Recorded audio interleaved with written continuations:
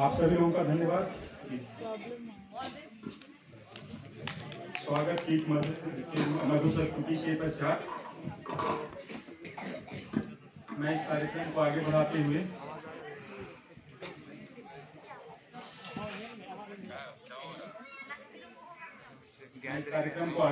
हुए